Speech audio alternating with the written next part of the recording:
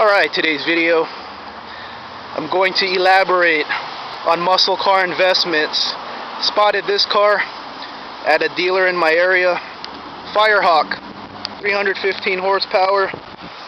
Everything looks original. 0 to 60 in 4.9 seconds, 13.5 quarter mile. This is a LT1. This is a 97. Let's see what he wants for it. $13,000, 37,000 miles. I would buy this thing. I would offer 10 cash and just store it. Drive it on Sunday and Saturday. You know, put 50 miles a week on it, maybe less. And in 20 years, this is at least going to hold its value. So there you go. That's what I would buy. If I didn't have too much money and you want to invest. If you're rich, buy something else.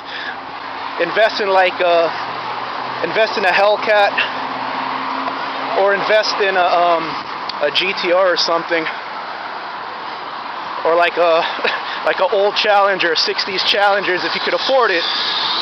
If you know you're like a normal American working class, 10 grand isn't too much. 10,000 isn't that big of an investment. I would buy that car and just, like I said, put 50 miles a week on it, just to keep it healthy, just to keep it moving.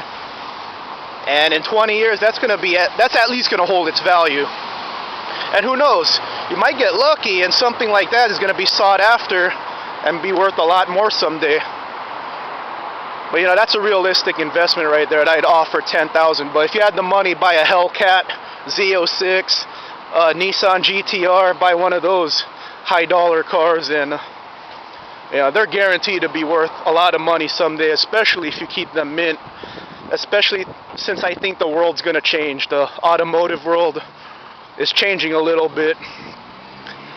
Things are going to be turbo and automatic and partial hybrid. Well, a GTR is a V6 turbo, but you know, I think it's going to be worth something someday because it's an expensive car the way it is. Challenger, Hellcat, Z06 are supercharged, but you know, I think everything's going to like partial hybrid someday.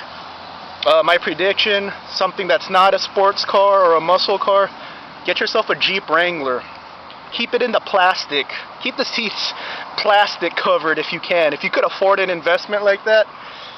Any of these off-road vehicles that aren't used very much, they're going to be worth something someday. Look at the Samurai.